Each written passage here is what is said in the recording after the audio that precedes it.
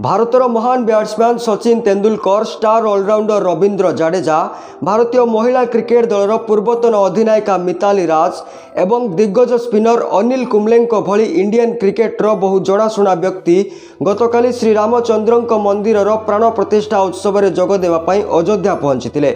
एमितिकी किछि विदेशी खेलाड़ी मध्य श्रीरामंकर एही भव्य समारोह रे निजको सामिल करथिले, किंतु अन्य पक्षरे प्रधानमंत्री श्री नरेंद्र मोदी ठारू प्रत्यक्ष भाव में निमंत्रण पत्र पाइथिले मध्य भारतीय क्रिकेटर एही लोकप्रिय चेहरा को गतकाली अयोध्या देखा मिल नथिला।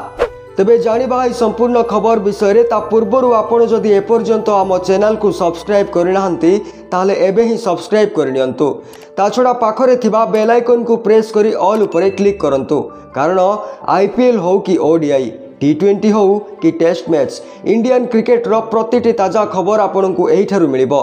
ता छड़ा आपण जदि प्रभु श्री रामचंद्र किंबा बजरंगबली को भक्त होइथांती ताहले एही वीडियो को मध्य गोटे लाइक करी कमेंट सेक्शन रे जय श्री राम लिखि दियंतु। भारत को क्रिकेट पड़िया मध्यरु अनेक थर उत्सव मनाइबार मौका देथिबा महान बैट्समैन सचिन तेंदुलकर गतकाली श्रीराम मंदिरर भव्य प्राण प्रतिष्ठा उत्सव में जोग देवा पई अयोध्या पहुंची।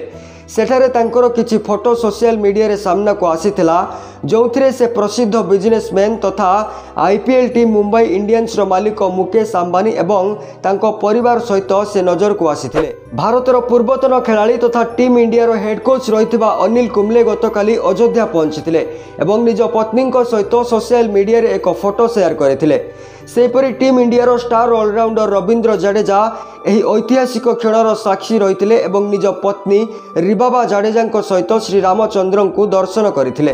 भारतीय क्रिकेटर्स मानक व्यतीत किछि विदेशी खेलाड़ी जेमितिकी दक्षिण आफ्रिकार केशव महाराज श्री रामचंद्रଙ୍କ एही भव्य समारोह रे निजको सामिल करी एक वीडियो शेयर करथिले, जोथिरे प्रभु श्रीरामଙ୍କ फोटो सहित जय श्रीराम लिखिथिले। सेपरी ऑस्ट्रेलिया क्रिकेट दलर स्टार ओपनर डेविड वार्नर निज इंस्टाग्राम अकाउंट रे प्रभु श्री रामचंद्रଙ୍କ फोटो सहित जय श्रीराम इंडिया लिखिथिले। एमानଙ୍କ व्यतीत भारतीय महिला क्रिकेट दलर पूर्वतन अधिनायिका मिताली राज गतकाली अयोध्या पहुंची एवं प्रभु श्री रामचंद्रଙ୍କ मंदिर सामने तांकर एक फोटो सोशल मीडिया रे सामना को आसीथिला। यह छड़ा भारतीय क्रिकेट दलर युव खेलाड़ी रिंकू सिंह निज इंस्टाग्राम अकाउंट रे जय श्रीराम लिखि एही भव्य समारोह रे निजको सामिल करथिले, किंतु प्रधानमंत्री श्रीजुक्त नरेंद्र मोदी ठारू निमंत्रण पत्र पाइथिले मध्य महेंद्र सिंह धोनी, भारतीय क्रिकेट दलर अधिनायक रोहित शर्मा एवं विराट कोहली भली भारतीय स्टार खेलाड़ी को गतकाली अयोध्या देखा जाई नथिला। एमाने अयोध्या जाइथिले कि नाही एपर्यंत यह स्पष्ट होई नथिला बेले जदि अयोध्या जाइथिले ताहले भारतीय क्रीड़ा क्षेत्र में एते बड़ व्यक्तित्व होई कैमेरा सामना को किपरि न आसिले वर्तमान चर्चा जोर धरिछि।